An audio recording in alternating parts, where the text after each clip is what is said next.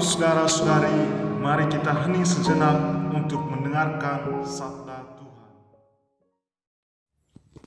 Tuhan bersamamu dan bersama rohmu.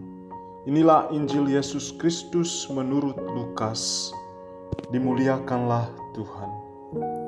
Yesus berkeliling dari kota ke kota dan dari desa ke desa memberitakan Injil Kerajaan Allah. Ke-12 murid menyertai dia dan juga beberapa wanita yang telah disembuhkannya dari roh-roh jahat serta berbagai macam penyakit selalu menyertai dia. Para wanita itu ialah Maria yang disebut Magdalena yang telah dibebaskan dari 7 setan, Yohana istri Kuza, bendahara Herodes, Susana, dan masih banyak lagi yang lain.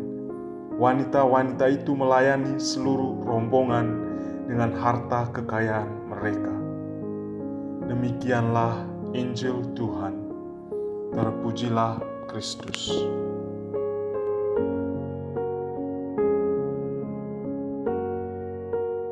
Saudara-saudari, umat beriman yang terkasih dalam Tuhan.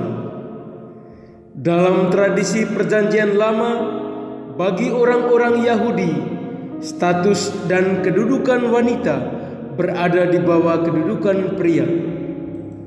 Wanita adalah golongan masyarakat kelas 2, sebab tempat dan peran utama dipegang oleh pria. Tetapi dalam perkembangan selanjutnya, tradisi ini tidak lagi mutlak. Alkitab memaparkan tentang peran penting kaum wanita dalam keluarga, masyarakat, dan sejarah keselamatan. Meskipun demikian, masih ada yang tetap berpegang pada tradisi ini hingga zaman Perjanjian Baru. Kaum wanita tidak memiliki peluang untuk berkarya. Namun, Injil Lukas pada hari ini menunjukkan hal berbeda.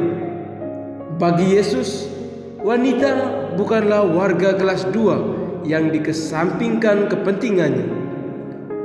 Wanita berharga juga di mata Yesus.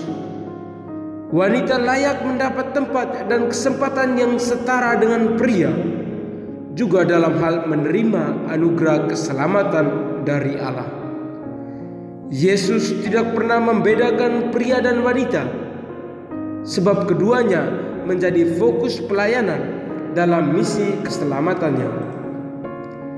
Bapak, Ibu, saudara-saudari yang dikasihi Tuhan, dengan dilibatkannya para wanita dalam misi pelayanan Yesus di beberapa desa dan kota, kita dapat belajar 2 hal.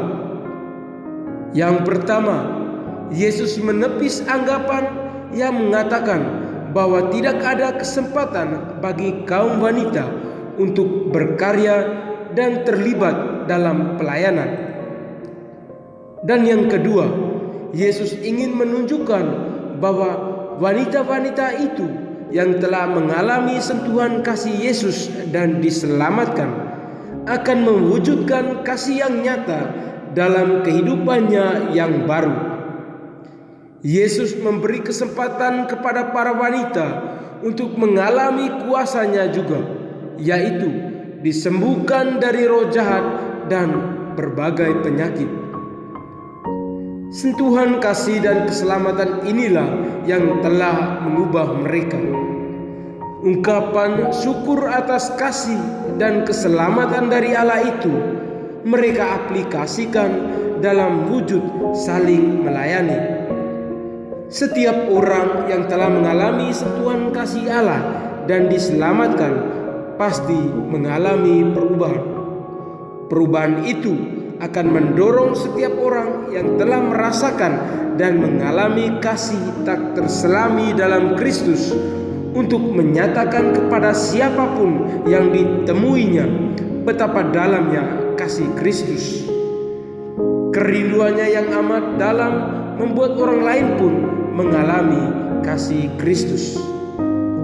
Bapak, Ibu, saudara-saudari, umat beriman yang dikasihi Tuhan, keselamatan yang Yesus anugerahkan kepada para wanita itu telah menghasilkan suatu perubahan dan menumbuhkan keyakinan iman yang luar biasa.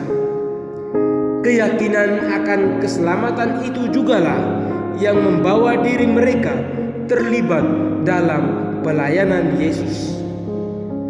Kasih dan anugerah keselamatan dari Yesus seharusnya mampu membuat kita sebagai umat Kristiani menyatakan perubahan dari hari ke hari dan makin menunjukkan buah-buah roh dalam setiap perkataan, pikiran, dan perbuatan, serta mewujudkan anugerah keselamatan itu dengan terlibat serta dalam mendukung pelayanan gereja dan masyarakat.